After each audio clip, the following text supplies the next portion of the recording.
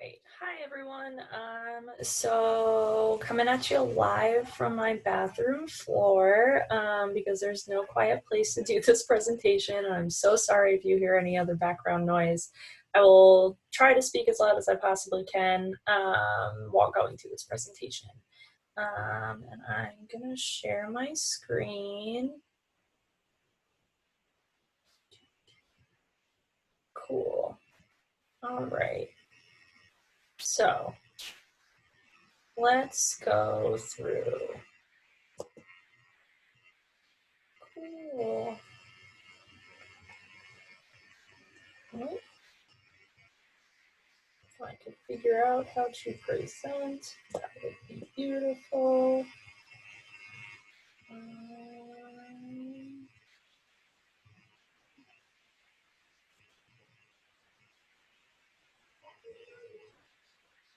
Cool. All right.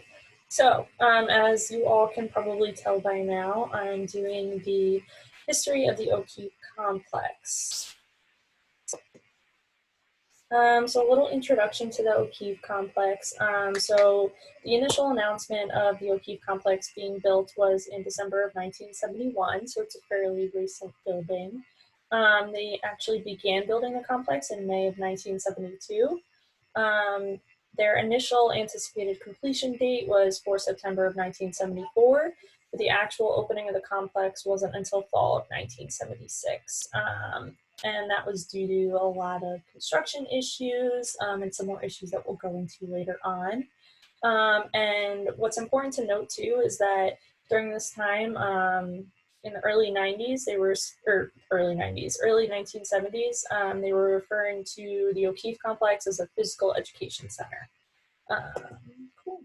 Some anticipated activities that they had in mind and like the initial vision for the O'Keeffe complex was to build the ice rink, a pool, basketball courts, classrooms, faculty offices, and special facilities for phys ed. So they were going to be housing a lot of the physical education classes, additional classrooms, all of that fun stuff. So the building was created to allow for extra classrooms due to growth of Salem State at the time. So a lot of issues that were also going on was that there was overcrowding in classrooms. So they had students sitting on windowsills. They had buses that were always packed. Students were late to class. So this would allow for extra classrooms. They also needed space for the hockey team to boost some of their programs, ice skating for the college community. And in the off season, the rink would be used as a tennis court, and around the ice rink was about 2,000 seats, as well as a jogging track. And there was a pool for regional competitions as well as the Salem State athletic teams. So who was it created for? Obviously the Salem State community for faculty, staff, students to use, primarily housing the athletic departments as well. Faculty offices, and they were also allowing community members to rent space. And I definitely want to keep in mind too, this was also, I want to just put in the fact that this is also the early 1970s and the vision changes a little bit when a new president comes into play and what the vision of the complex is. So the primary purpose of the complex in the 1971 was for sports, for intramural and intercollegiate, as well as for academics, as I said prior, housing faculty offices and classrooms. And in 1976, there was a new president of the institution, and he started referring to the complex as a sports complex. So you kind of see it change from physical education, which was academic-based, in some aspects, and recreational activities, and then you see referring to a complex as a sports complex. So you're putting the emphasis on the sports aspect of it. However, there was an academic focus. So the academic focus was the fact that there were going to be 109 classrooms within the complex, which kind of makes it a little bit more academic focused.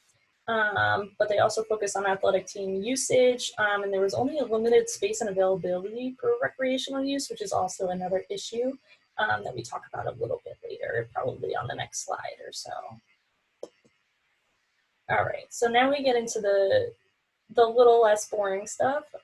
So the sports complex fee. This is President Penson at this time was the building had been delayed because of opening because of construction issues. They need students to pay a fee to support running the building for recreational use. So obviously during the daytime when athletics are going to be there or were going to be there, they had coaches, they had staff available, and they were getting paid through the institution. But President Penson proposed that students would be getting this fee and have to pay this fee in order to support the staff and faculty and anybody who needs to be there running the facility outside of athletic hours for recreational use of the space. And students weren't too happy about this. They weren't told that this was going to be on their bill in 1976. So students took to the Log, which was the student newspaper at the time, to voice issues with the sports complex fee. And I added the picture. I know it's going to be hard to read, but when I was personally going through, it was like really cool to like actually look at the newspaper. Even if you can't really read it, you can kind of see the picture of the lockers. President Penson's up in that right corner. And we kind of dig in a little bit more to the bigger article titles on the page, but I just thought it would be really cool for y'all to see kind of what the student newspaper looks like if y'all didn't go through it. I don't know. All right. So students speak out through the Log. Students voice their concerns with the sports complex fee. So the Student Government Association voted no confidence in administration due to the fact that the sports complex fee was illegal because the Board of Trustees did not approve the fee. So President Penson kind of went ahead and did this on his own, didn't notify students, didn't notify the Board of Trustees. So students were upset about this because it was illegal and the fact that they didn't notify the Board of Trustees. And like I said before, President Penson kind of had a new vision of the sports complex. So students argue that the sports complex has 109 classrooms and will be used primarily for academics. So why charge a fee to students? Students I also have down there, Salem State students already pay a lot of fees. So at this time too, tuition rates were rising, especially with the rise in the growth of the institution. They had about 5,000 students at the time. And they were already getting charged for all of these other things, and they were upset at the fact that they have to pay, like continuously pay for academic buildings and all of that. So students kind of perceived this building as primarily academic focused, which was a huge issue to them. And students also perceived the complex similar to the YMCA, so they were kind of understanding what the vision for the facility was going to be, that you pay this fee, which was $25 for the year, by the way, which is 1976, kind of wild, that they were going at it about this $25 fee for a year. I wish that we could be arguing about $25 fees, but here we are. And so students perceived the complex similar to the YMCA. So in the sense that they pay this fee, and they get to use the facility whenever they choose. But that wasn't the case.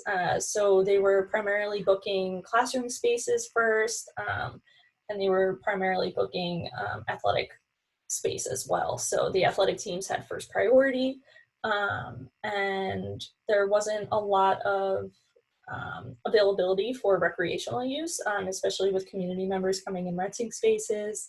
And all of that. So students perceived it to be like the YMCA, but it wasn't. And also the staff and faculty were not obligated to pay the fee. And this posed a lot of questions as well, because President Penson stated that the staff and faculty weren't obligated to pay the fee, even though they could use the space, due to the fact that not a lot of them lived locally. So they were commuting, they weren't there all the time, so they didn't have to pay the fee. Also, the students stated at this time that as it is right now, that Salem State has a majority of commuter students. So they had about 4,200 commuter students at the time out of the 5,000, which, wow. So they kind of perceive this as, well, if staff and faculty don't have to pay this fee because they commute, then why do our majority of commuter students have to pay this fee? So that's kind of, they were speaking out through the log a lot. As you saw prior, in the log, in the newspaper, there was that whole page dedicated, a lot of front page news around this time about the sports complex. And y'all will see some more photos of the newspaper as well later on.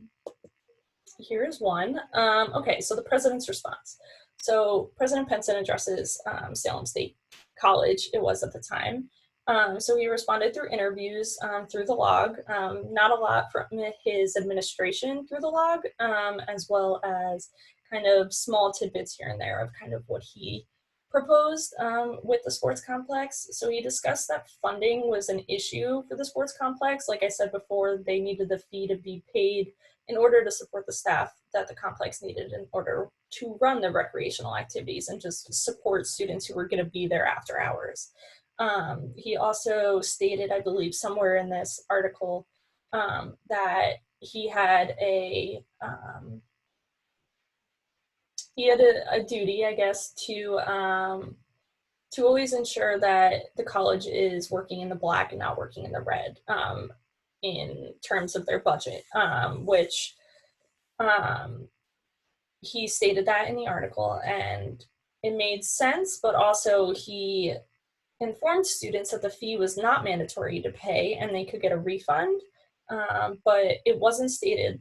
They didn't state that in the fall bill of 1976, and they kind of just, President Penson also felt as though it would be better to charge them now and have them submit refunds than to charge them after the fact. Who knows? But despite over 80% of students rejecting the fee through a survey that the Student Government Association did, administration enforced payment of the fee at the end of the day. So the Student Government Association went through a lot of processes with President Penson, a lot of interviews, discussing referendums, rewriting some referendums with their Dean of Students at the time as well, in order to get this fee rejected. So as you can see too in one of the pictures is a bunch of students from the Student Government Association. And yeah, I really just think, like, I'm still baffled by the fact that, like, we have all of this history and all of these student newspapers from the 70s and just before then too. So I just want to keep that in there for y'all as well. So fast forward to 2013. In 2013, the Gassett Fitness Center completed the O'Keefe complex. So the fitness center included a state-of-the-art gym that holds fitness classes, exercise equipment, and exercise classroom. It was a 39,000 square foot addition to the complex. So as y'all can see there, if you haven't been there, that's where it is. That's what it looks like. It's a really nice building, and it connects to the rest of the O'Keefe complex. So some critiques that I wanted to discuss. So all evidence was found through the log, which was a student-run newspaper. Actually, a lot of the articles too, it says the independent voice of students at Salem State College. So the student newspaper that was created by students, and all of these stories and opinions can be skewed because it was written by the student body. And when you go through and look at history like this, you have to really keep in mind, like, who's writing the story, who wasn't present in the story, and all of those things that Dr. Harris teaches us. So when I was deep diving into this, I realized that, again, that it was created by students. So the student stories and opinions can be skewed and not give the full story, especially with dealing with administration. And like I had said prior, that they had interviews with President Penson at the time, they had an open forum with President Penson, but where I kind of argued that the administration voice wasn't fully present within these stories, and that it kind of skews the perspective a little bit. One thing that I also picked up on while I was like doing my research was the fact that this one guy, I think his name was Dave Smith, wrote a good majority of all of these articles. So it kind of got me thinking as well as, who is this Dave Smith? Who kind of what does he represent? And unfortunately, there's like no research out there on certain students within the institution at that time that I could find at least.